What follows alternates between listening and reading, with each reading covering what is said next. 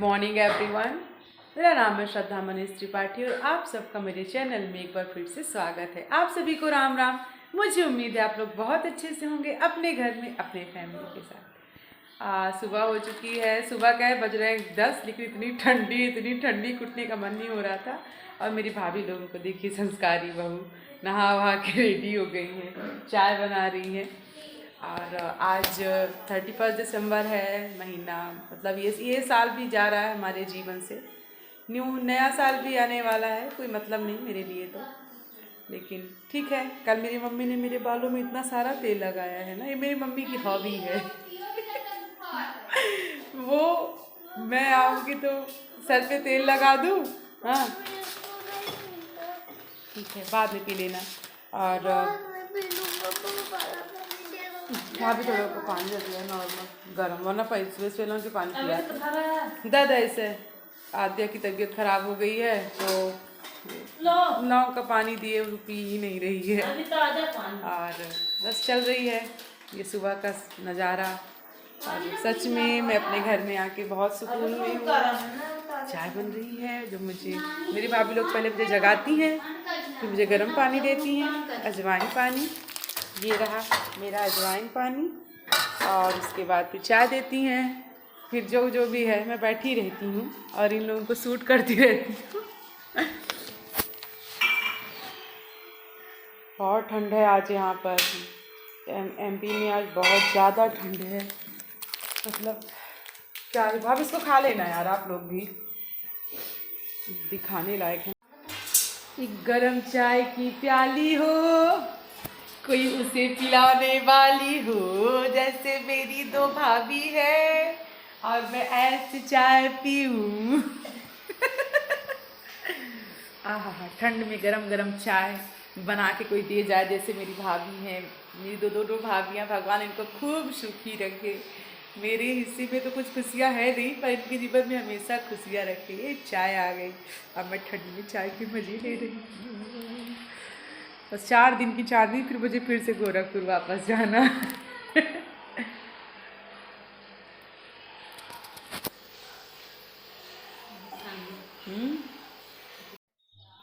So friends, मैं आ गई हूँ अपने छत पे अकेले कुछ पल। देखिए कितनी ठंड है, इतनी ठंड है कि हालत ख़राब है, लेकिन फिर भी नीचे बातें नहीं हो पाती। फैमिली मेरी पूरी रहती है।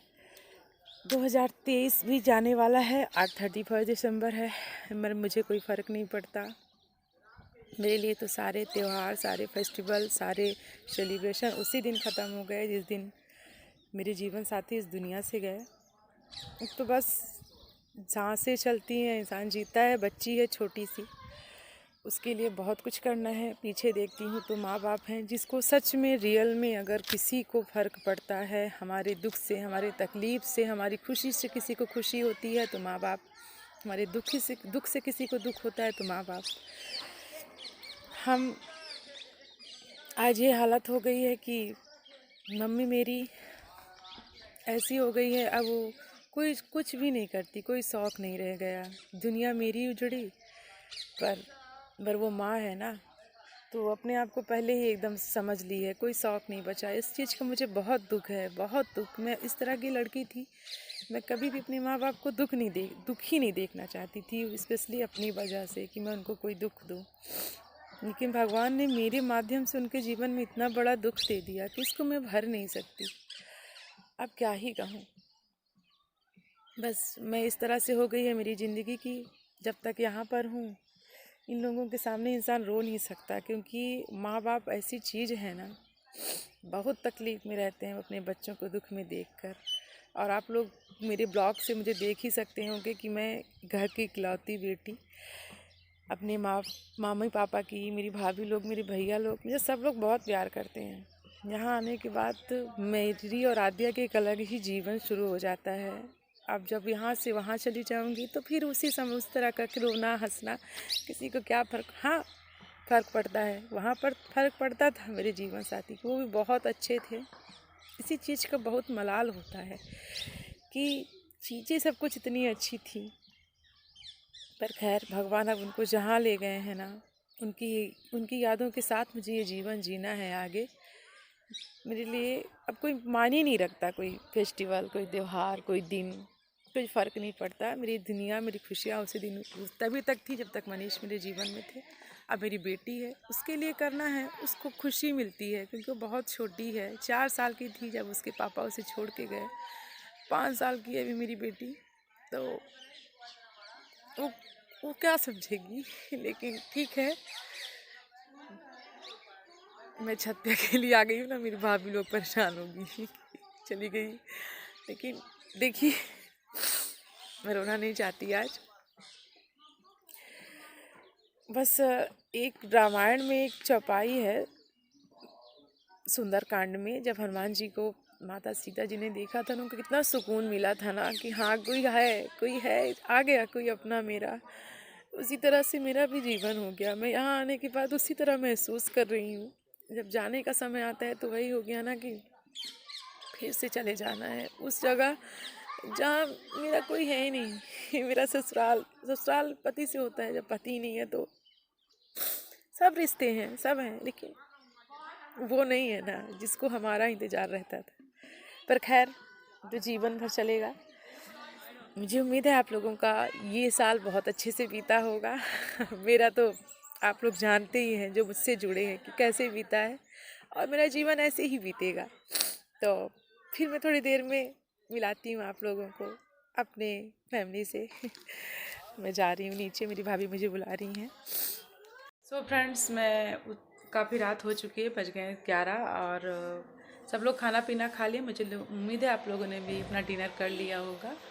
और मैं दोपहर में कोई शूट नहीं कर पाई क्योंकि आद्या की तबीयत ख़राब हो गई थी, ख़राब चली रही थी, दो दिन से हो गया था। डॉक्टर को भी दिखाए, फिर कुछ खास आराम नहीं मिला था, कंटिन्यू वॉमिटिंग कर रही थी और दवा सूट ही नहीं कर रही थी। फीवर भी बहुत तेज़ था, इसलिए पूरा दिमाग एकदम काम नहीं कर रहा था।